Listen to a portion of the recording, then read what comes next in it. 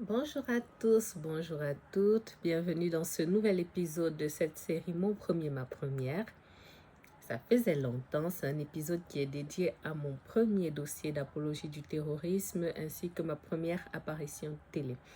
Vous êtes sur Klebs Experiences et vous le savez, je suis Claudie Pouliboumbogo, une femme multipotentielle qui a fait le choix de partager avec vous sur cette chaîne YouTube du contenu en lien avec ses thèmes de prédilection qui sont le droit parce que je suis avocate, l'entrepreneuriat parce que je suis aussi chef d'entreprise et que j'aime le business, les affaires de manière générale, la foi parce que je suis une fervente croyante chrétienne évangélique et que je partage aussi ma foi ici, la mode, le luxe et le lifestyle parce que je suis une épicurienne, j'aime la belle vie, j'aime le luxe, j'aime l'art de vivre et j'aime la mode.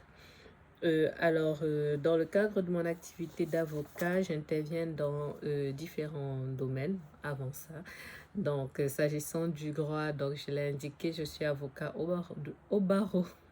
Je ne suis pas fatiguée, mais je suis pressée ce matin. Donc, on y retourne. Donc, je suis avocat au barreau de Poitiers. Je suis médiatrice inscrite à la Cour d'appel de Poitiers ainsi qu'au Centre national de médiation des avocats. Et je suis associée de la CELAL Club Avocat Médiateur. Dans le cadre de mon activité d'avocat, j'interviens du coup dans différents domaines qui sont le droit pénal, le droit civil de la famille et du patrimoine et le droit des affaires. Alors aujourd'hui, vous l'avez déjà lu dans l'intitulé Pure vidéo droit pénal. Donc, comme je le disais, donc la série Mon premier, ma première, en réalité, c'est comme une série de story times dans lesquelles, en fait, je partage avec vous, je vous fais des retours d'expérience sur mes premiers domaines, sur X ou Y thème. En fait, c'est ça l'idée.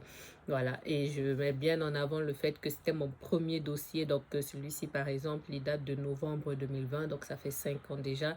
Et 5 ans, c'est une éternité en termes d'expérience. Donc, voilà. C'était, on va dire, mes premières sensations à ce moment-là. C'est ça que je veux partager avec vous. Donc, un petit disclaimer. Vous avez vu le thème, donc c'est du pur droit pénal, mais on est quand même sur quelque chose qui peut être potentiellement lourd émotionnellement. Donc, si ce sont des sujets qui sont un petit peu sensibles pour vous, naturellement, vous ne regardez pas la suite de cette vidéo. Personne n'est décédé dans cette vidéo, hein. Je vais faire allusion à quelqu'un qui est décédé, mais dans le cas de mon dossier stricto sensu, non. Euh, je fais ce disclaimer parce que c'est toujours important de l'indiquer. Lorsqu'on est avocat pénaliste, les gens mélangent parfois les choses en se disant que parce qu'on a porté la parole d'une personne ayant tel profil ou ayant commis tel ou tel autre acte, c'est comme si on était complice. Donc, naturellement, ce n'est pas le cas. Naturellement, ça ne veut pas dire qu'on encourage quoi que ce soit. Voilà, je le reprécise quand même pour qu'il n'y ait absolument pas de malentendu là-dessus. Je vais pas forcément faire un énorme plan pour vous faire ce retour d'expérience, mais je vais quand même structurer mon propos des formations professionnelles oblige et pour que ce soit aussi digeste pour vous. Je vais d'abord vous poser un petit peu le cadre légal de tout ce qui est apologie du terrorisme et après je vais vous parler du contexte dans lequel je suis intervenue et après on va parler stricto sensu de mon dossier et un petit mot à la fin sur ma première apparition télé. J'ai retrouvé les infos mais j'ai retrouvé les images. Non, non, non, non. En plus, j'avais un masque. Là, c'était les tout premiers masques puisque c'était la période Covid. Il y avait les pénuries de masques et tout. C'était un lourd masque en tissu. C'est même pas la peine. Donc, déjà, du coup, le grand tas, du coup, le cadre légal. L'apologie du terrorisme est réprimée par l'article 421-2-5 du Code pénal. Donc, je vous mets la fiche là, mais je vous lis ça ici. Le fait de provoquer directement à des actes de terrorisme ou de faire publiquement l'apologie de ces actes est puni de 5 ans d'emprisonnement et 75 000 euros d'amende. Les peines sont portées à 7 ans d'emprisonnement et 100 000 euros d'amende lorsque les faits ont été commis en utilisant un service de communication au public en ligne. Lorsque les faits sont commis, oui, lorsque les faits Lorsque les faits sont commis par la voie de la presse écrite ou audiovisuelle ou de la communication au public en ligne, les dispositions particulières des lois qui régissent ces matières sont applicables en ce qui concerne la détermination des personnes responsables. Donc ça, c'est, comme je disais, article 421-2-5 du Code pénal. Donc, j'ai vu l'article suivant qui est aussi intéressant. Donc, 421... Non, c'est pas celui-là. Là, c'était 421-2-5-1, mais j'avais vu aussi le tiret 6. Je vais voir si je peux l'avoir ici, que je trouvais intéressant. Voilà, c'était pour vous faire la comparaison avec l'acte de terrorisme en lui-même. Donc 421-2-6 constitue un acte de terrorisme le fait de préparer la commission d'une des infractions mentionnées aux deux dès lors que la préparation de la dite infraction est intentionnellement en relation avec une entreprise individuelle ayant pour but de troubler gravement l'ordre public par l'intimidation ou la terreur et qu'elle est caractérisée par... Donc, il y a plusieurs choses. Le fait de détenir, de se procurer, de tenter de se procurer ou de fabriquer des objets ou des substances de nature à créer un danger pour autrui. Et l'un des autres faits matériels suivants. Donc, recueillir des renseignements, s'entraîner, se former, consulter habituellement un ou plusieurs services de communication en ligne ou déterminer des documents ou détenir des documents provoquant directement à la commission d'actes de terrorisme ou en faisant l'apologie. Enfin, avoir séjourné à l'étranger sur un théâtre d'opération de groupement terroriste. Donc, ensuite, il y a le grand 2, mais je vous affiche là, je vous mets ça là, je vous soumets ça, on va dire, à la lecture là. C'était juste pour que vous puissiez voir en fait la différence entre apologie du terrorisme et acte de terrorisme même. Donc, ça, c'est le cadre légal. Alors, j'interviens dans un contexte qui est très particulier parce que je vais essayer de retrouver mes écrits là. J'interviens en novembre 2020 dans un contexte où on est en période de Covid, mais surtout on est en période en fait, on va dire un peu alerte terroriste, pardon, parce que quelques jours avant, il y a eu l'assassinat de Samuel Paty, père son âme, qui était en fait un professeur d'histoire géo. Donc, qui a été, bon, je vais vous mettre des captures d'écran là, en tout cas, qui a été assassiné dans des conditions juste horribles. Horrible parce qu'il avait donné un coup dans lequel notamment il avait parlé, je crois, de Charlie Hebdo. En tout cas, il avait parlé des questions de terrorisme, mais il s'était passé en fait plusieurs choses autour. Donc, c'était un jeune russe tchétchène qui par la suite avait été abattu par la police, mais qui s'en était pris à lui parce que ce dernier avait du coup montré des caricatures de Mahomet en cours. Donc voilà le contexte en fait dans lequel on va dire, dans lequel le pays est. Vous pouvez imaginer tout ce qui est autour, hein. La presse, tout que je crois qu'il y avait une jeune fille qui avait menti, qui avait été placée en garde à vue à un moment. Voilà, je n'ai plus tous les éléments ici, mais si vous faites quelques recherches, vous aurez des informations là-dessus, étant précisé que les personnes qui ont fait partie en fait de tout ce qu'il y a eu autour du décès de cet enseignant ont été jugés en fait par la suite en cour d'assises spécialement composée. Donc, et il y en a même eu des peines qui étaient beaucoup plus sévères que les réquisitions du procureur de la République. Donc, je vous mets les captures d'écran là. C'est ce que je suis en train de lire en même temps. Ok, donc c'était la cour d'assises spéciale de Paris. Donc j'ai trouvé un article là, je crois que c'est une consoeur d'ailleurs sur Dalloz. Je vous mettrai la capture d'écran là, mais en tout cas c'était pour que vous sachiez qu'on a ce contexte là où on est en alerte, où il y a eu en fait littéralement cet attentat là, où vraiment le sujet est sensible, on va dire ça comme ça, le sujet est sensible. Ça rappelle tout ce qu'il y a eu avec le Bataclan, ça, voilà, les attentats de Nice. Il y a vraiment tout un mood autour, la question des religions et tout. Donc c'est dans ces contextes-là, c'est dans ces circonstances-là que je passe aussi pour expliquer du coup que j'interviens dans le cadre d'une garde à vue parce que mon intervention débute au stade de la garde à vue, pas au stade de l'audience. Donc, je débute en fait au stade de la garde à vue où j'assiste en fait ce monsieur-là qui est d'origine afghane, qui est de nationalité d'ailleurs afghane, qui est de nationalité afghane, donc qui est placé en garde à vue parce que Bon, ce que je dis là, c'est pas forcément ce qui ressort de la garde à vue puisqu'il a été jugé par la suite. Donc, c'est ce qui ressort de la procédure par la suite. Donc, il n'y a pas de violation de secret professionnel ou quoi que ce soit. Sachez juste que dans le cadre de la garde à vue, donc je l'assiste en garde à vue. La garde à vue est prolongée le temps de l'enquête, le temps de l'entendre, le temps d'avancer dans les actes d'enquête. Donc, les déférés par la suite, donc présentés au procureur de la République qui choisit de le faire juger en comparution immédiate. Donc, j'ai déjà parlé ici à plusieurs reprises de la comparution immédiate. Donc, il est présenté en comparution immédiate.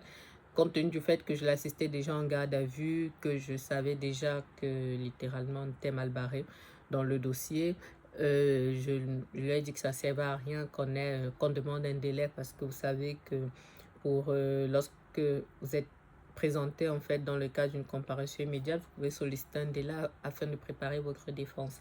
Ce délai, il est de droit, ça veut dire que... Ok. Donc, ce délai, il est de droit, ça veut dire que mettant... désolé, j'ai reçu un mail qui me perturbe.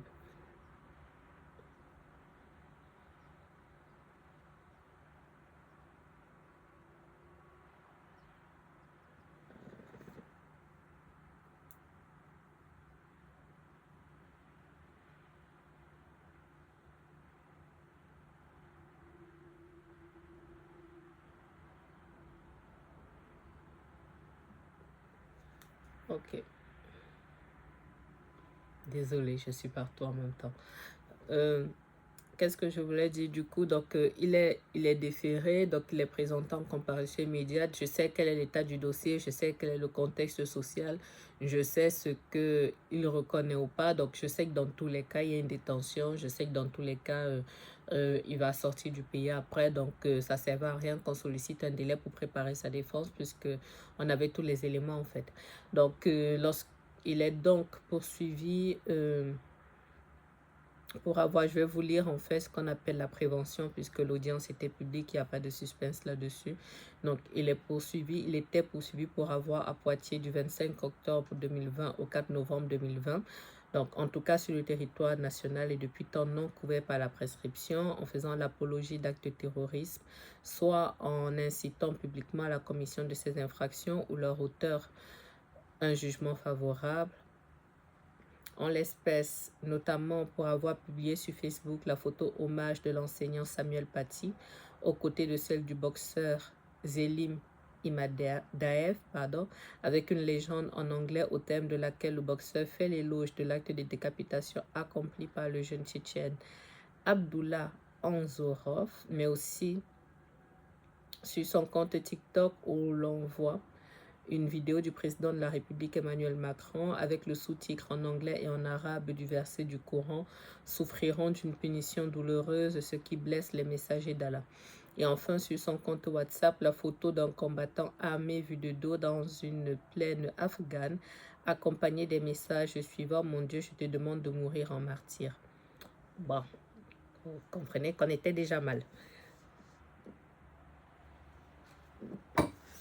Étant précisé que là, on est quand même sur des éléments d'une particulière flagrance. Hein, donc, en garde à vue, quand c'est comme ça, on s'explique. J'ai envie de dire, on s'explique, mais on n'a pas une grosse marge de manœuvre. Voilà.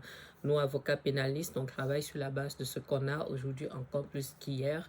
Même si, on va dire, cette fois-là, c'était ma première, en fait, intervention dans le cadre de ce type de dossier en particulier, mais je savais déjà que je n'avais pas de marge de manœuvre à part la personnalité. Et la personnalité ne m'aidait pas énormément parce que c'était une personne qui avait été en situation irrégulière, qui avait eu une OQTF, obligation de quitter le territoire français, qui n'a pas exécuté et avait certes un parcours de vie difficile puisque ça fait partie des éléments qu'on apprécie quand même. Donc, une enfance difficile, des situations de guerre dont il s'est extrait, voilà, situation personnelle compliquée. Dans les explications, on n'y est pas, Les explications sont un petit peu branlantes, mais ce qui est un peu plus dérangeant pour l'avocat que je suis dans ce type de contexte, en fait, c'est que lorsqu'on a un contexte social qui est déjà tendu, où tout le monde est choqué littéralement pour ce qui était arrivé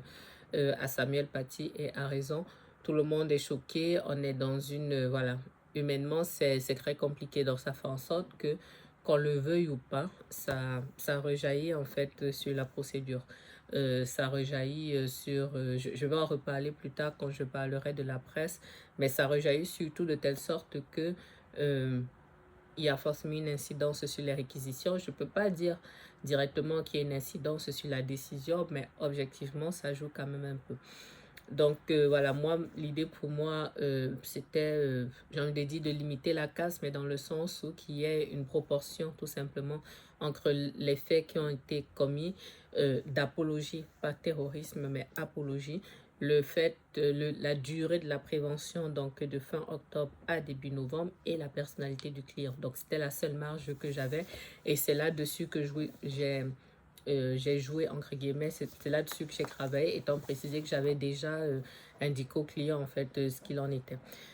Donc, j'ai gardé ici mes notes, les notes que j'avais faites pour ma plaidoirie. Donc, comme je disais, j'étais partie sur l'idée de dire que j'émets le vœu que le tribunal en fait reste proportionné dans la décision en fait qui devait être prise, parce que on a un contexte de menace terroriste qui était là, qui était présent. On avait une angoisse de la population, on avait un émoi très important de la population, et je mettais le vœu en fait que cela ne se substitue pas au droit et au jugement habituel qui peut être fait, donc le jugement habituel qui peut être rendu dans ce type de dossier. Voilà. J'ai été partiellement entendue, mais c'était ça en fait la quintessence. Donc comme vous l'avez entendu dans ce que j'indiquais, donc on avait ces photos-là qui avaient été publiées, surtout la question de l'hommage à Samuel Paty. On avait la photo du président de la République. Dans les explications en fait qu'il donnait, ça ne tenait pas. Donc il parlait du footballeur, pas du footballeur, le boxeur en question là. Non, c'était pas lui. Il parlait d'une autre personne en fait qui indiquait pourquoi, en gros, c'était quelqu'un qui faisait des vidéos un petit peu parlant du côté terrorisme, le côté martyr et tout. Donc, pourquoi cette personne-là n'avait pas été libérée. Par contre, mon client n'était pas fiché S. Et c'est quelque chose de particulier parce que ça a été la période où on a eu pas mal de dossiers où on avait des personnes qui n'étaient même pas forcément connues de la justice, qui n'étaient pas fichées S et qui se retrouvaient en fait comme ça dans des actes d'apologie du terrorisme ou alors des actes en bande organisée. En fait, on les prenait en fait en début d'organisation d'un acte de terrorisme pardon, ou d'apologie. Donc c'était un petit peu une période, on va dire, un peu sensible. Donc les différents éléments de l'infraction étaient caractérisés. Donc que ce soit l'élément matériel, que ce soit l'élément moral, que ce soit l'élément intentionnel, on avait tout en fait. Donc j'ai essayé de broder en allant sur le fait que s'agissant de l'élément intentionnel, pour lui, en fait, tel qu'il expliquait, il était parti sur une dynamique, il était parti sur une volonté juste de partager des informations, pas dans le sens de vraiment nuire, mais vous comprenez dans tous les cas que on était très fragile, hein. On était vraiment très très fragile. Voilà. Est-ce qu'il y avait une arme chez lui? Je ne sais plus, parce que moi j'ai noté une arme ici, mais je ne pense pas qu'il en avait chez lui. Je vais lire dans tous les cas sur la décision. Je vais lire sur la décision ce que j'avais. Donc voilà en fait en quintessence ce que j'avais moi comme information. Mais comme je vous dis, il y a des dossiers comme ça dans lesquels on sait que dans tous les cas on n'a pas une marge extraordinaire et que ça va mal se passer en fait tout simplement. Il n'y a pas d'autre mot. Donc le tribunal a rendu sa décision le jour même. Donc on a une décision du 4 novembre 2020. Donc le tribunal rentre en voie de condamnation. Donc là, pas de suspense, j'ai envie de dire. Donc je vais vous lire en fait la motivation du tribunal parce que c'est ça qui est intéressant. Donc l'infraction, je l'avais déjà, la prévention, je l'avais déjà lu. Il n'y a pas de difficulté là-dessus. Ok. Ah, ils n'ont même pas motivé particulièrement. Donc, ils ont repris la prévention, ce que je disais tout à l'heure, d'avoir à Poitiers du 25 octobre 2020 au 4 novembre 2020. En tout cas, sur le territoire national et depuis temps non couvert par la prescription, en faisant l'apologie d'actes de terrorisme, soit en incitant publiquement à la commission de ces infractions leurs auteurs, un jugement favorable en l'espèce, notamment pour avoir publié sur Facebook la photo hommage de l'enseignant Samuel Paty, aux côtés de celle du boxeur Zelim Imadaev, avec une légende en anglais au thème de laquelle le boxeur fait l'éloge de l'acte de décapitation accompli par le jeune Tchétchène Abdullah Anzorov, mais aussi sur son compte TikTok où l'on voit une vidéo du président de la République Emmanuel Macron avec le sous-titre en anglais et en arabe du verset du Coran suivant: souffriront d'une punition douloureuse, ce qui blesse les messagers d'Allah. Et enfin sur son compte WhatsApp, la photo d'un combattant armé vu de dos avec une plaine afghane, accompagné du message suivant: mon Dieu, je te demande de mourir en martyr. Donc ils mettent les éléments, les textes de loi qui permettent de sanctionner, attendu qu'il résulte des éléments du dossier que les faits reprochés sont établis, qu'il convient de l'en déclarer coupable et d'entrer en voie de condamnation, donc application rigoureuse de la loi pénale, donc mandat de dépôt, donc ça veut dire prison immédiatement, donc sanction 18 mois. 18 mois d'emprisonnement et peine complémentaire, mais ça je savais que ça allait tomber, donc interdiction définitive du territoire français. Donc ça veut dire en fait que dès qu'il est sorti de détention, il a été immédiatement reconduit à la frontière. Donc voilà pour l'histoire en elle-même. C'est le type de dossier dans lequel faut pas beaucoup réfléchir, faut juste y aller. Faut juste y aller parce que, comme je l'ai dit, ça va me permettre de passer du coup au quatrième et dernier point en D, l'intervention du coup de la presse, parce que, comme je l'ai dit, le contexte social était très compliqué, de telle sorte que dès que j'ai commencé à intervenir en fait en garde à vue, c'était déjà sorti dans la presse, pas de mon fait, hein, puisque quand une personne est en garde à vue, nous avocats, on n'a pas le droit en fait de communiquer là-dessus avec qui que ce soit. Donc, à part naturellement peut-être le personnel de nos cabinets, mais sinon, on n'a pas le droit d'indiquer à X ou à Y que on intervient dans un dossier, un dossier, mais ils avaient eu en fait mon nom et ils avaient eu mon numéro de téléphone. Donc, je ne vais pas plus m'avancer sur les hypothèses là-dessus. Je ne sais pas le pourquoi du comment. Toujours est-il que durant la garde à vue, j'avais déjà des appels au cabinet, j'avais des messages vocaux qui étaient laissés sur mon mobile pour me demander de confirmer si c'est bien moi ou une intervention ou un commentaire. Je n'ai pas donné de suite. Lorsqu'il a été déféré, je n'ai pas donné de suite à ce stade. Mais après, j'ai compris que voilà, je ne pourrais pas y échapper parce que lorsque je suis arrivée pour l'audience de comparution immédiate, j'ai vu que c'était quoi, France Poitou. J'ai vu que la presse locale était déjà installée, il y avait les caméras et tout, donc je savais que ça allait être compliqué. Je savais que ça allait être compliqué, on m'a dit d'y échapper. Il faut savoir que j'ai déjà eu des interventions. Non, je vais mieux formuler. Mon nom est déjà paru dans la presse pour des dossiers, donc j'ai déjà eu plusieurs interventions d'ailleurs dans la presse, plusieurs fois où mon nom a été cité. Donc en soi, ça c'est pas forcément un problème dès lors que un journaliste fait par exemple un compte rendu d'audience en indiquant ce que vous avez plaidé. Il n'y a pas de souci. Je trouve que c'est différent d'un moment où vous prenez la parole comme ça, parce que lorsque vous prenez la parole, non seulement ils coupent comme ils veulent, ce n'est pas un jugement, hein, c'est factuel. Lorsqu'ils doivent présenter, je ne sais pas moi, le JT du 20h, on ne va pas prendre toute votre intervention et en fonction de l'angle en fait qu'ils prennent pour leur démonstration, pour leurs propos, en fait, pour leur article, ils prennent qu'une partie. Donc, voilà, et puis quoi d'autre. Et du coup, quand on est sorti d'audience, on m'a demandé de commenter la décision. Je ne sais plus trop ce que j'avais dit, mais en tout cas, j'ai les images. J'ai les images.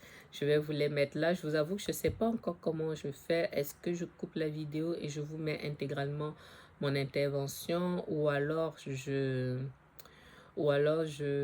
fais juste en fait une incrustation là, sans mettre le son. Je sais pas encore comment je vais faire. Je sais pas comment je vais faire, mais je vais vous mettre l'image, sachant que comme je vous ai dit, honnêtement, c'est pas très glorieux, on va dire ça comme ça. On va dire que c'était vraiment ma première intervention, mais je pense que c'est important de se souvenir des moments comme ça. Je suis en train d'essayer de retrouver une capture que ma cousine avait faite pour moi, mais je vais vous retrouver l'intervention dans tous les cas que je vais vous mettre là. Intervention, comme je vous ai dit, angoissante, mais bon, quand c'est comme ça, j'en ai fait d'autres depuis, mais j'essaye toujours d'avoir le contrôle en fait sur ma parole. Les vidéos ici c'est différent puisqu'après il y a la partie du montage, on va dire il y a comme une relecture, mais lorsque vous parlez en direct comme ça et sur un sujet aussi sensible, vous êtes obligé de faire attention à chaque mot que vous employez, parce que si vous vous loupez sur un quelconque point, voilà, vous êtes mal. Donc c'est surtout ça en fait, on va dire la subtilité. Donc voilà le retour d'expérience par rapport à ce dossier qui n'était pas en fait, juridiquement il n'était pas difficile parce qu'il n'y avait pas d'enjeu, mais moralement c'était difficile. Et voilà, on va dire je ne sais pas si je peux dire socialement, parce que vous avez des salles d'audience pleines, vous sentez vraiment limite le regard du jugement, parce que c'est pas tout le monde qui comprend toujours que vous êtes avocate. Vous n'êtes pas mêlé en fait au truc, c'est-à-dire que je suis pas coupable d'avoir fait quoi que ce soit, mais dans l'esprit des gens, voilà, c'est toujours un peu compliqué, surtout que il y avait ce contexte-là que je vous ai décrit. Donc voilà, c'est la fin de cet épisode, ma première, s'agissant de mon premier dossier d'apologie du terrorisme, ainsi que ma première apparition télé. J'espère que ça vous aura plu. Je vous remercie de m'avoir suivi. Je vous remercie pour votre fidélité. Je vous retrouve du coup une prochaine fois avec un prochain sujet. Je vous lis dans les commentaires, toujours dans le respect, sinon vous le savez, c'est un blocage. Et dans l'attente du prochain sujet, ça se voit que je suis fatiguée, mais on va y arriver parce que ce n'est que le matin. Je vous dis à bientôt sur Klebs Experiences et je vous souhaite une excellente journée ou soirée en fonction du moment où vous regarderez cette vidéo. Ce que j'oubliais, et je savais, je vous mets ici une photo parce que je ne sais pas encore trop comment mettre directement le lien, mais je vous mets une photo de la dernière vidéo Chichen Club. Donc vu que cette vidéo-ci est publiée le samedi, je vous mets la vidéo de ce mercredi, donc Chichen Club, et je vous mets la vidéo qui est parue le samedi d'avant. Voilà, dans l'hypothèse où vous aurez un petit peu de temps pour regarder encore les autres contenus. Au revoir. L'application d'apologie du terrorisme a été retenue. Cet après-midi, Abdullah Sadeki, 26 ans, a été reconnu coupable d'avoir relayé sur les réseaux sociaux des incitations à commettre des actes terroristes. Facebook, Twitter, TikTok, ce réfugié afghan a partagé des messages de vengeance à l'encontre d'Emmanuel Macron ou des propos approuvant l'assassinat de Samuel Paty. Il a aussi publié des photos d'hommes armés et de fusils ensanglantés. Pour son avocate, les faits sont graves, mais son client n'avait pas conscience de la portée de ces publications. Il n'avait pas mesuré en fait la portée de ces partages qu'il faisait, qui pour lui était juste de l'information qu'il transmettait. Il n'avait pas mesuré qu'il y avait un délit derrière, il n'avait pas mesuré que les choses étaient extrêmement graves. Je pense qu'une peine de prison est nécessaire parce que les choses sont extrêmement graves et il faut que les uns et les autres comprennent qu'il y a certaines choses qui ne sont pas possibles, surtout sur les réseaux sociaux. Abdullah Sadeki est arrivé en France il y a 2 ans. Jusqu'à présent, il était en situation régulière et n'avait pas commis d'infraction sur le territoire français. Il a été condamné à 18 mois de prison ferme. Lors de son réquisitoire, le procureur de la République a tenu des mots fermes en interpellant l'audience au sujet du prévenu, je cite, « Mais de qui se moque-t-il » Et pour souligner le contexte sensible lié à la recrudescence des attaques terroristes en France depuis plusieurs semaines, il a également repris une partie du discours d'Emmanuel Macron en hommage à Samuel Paty.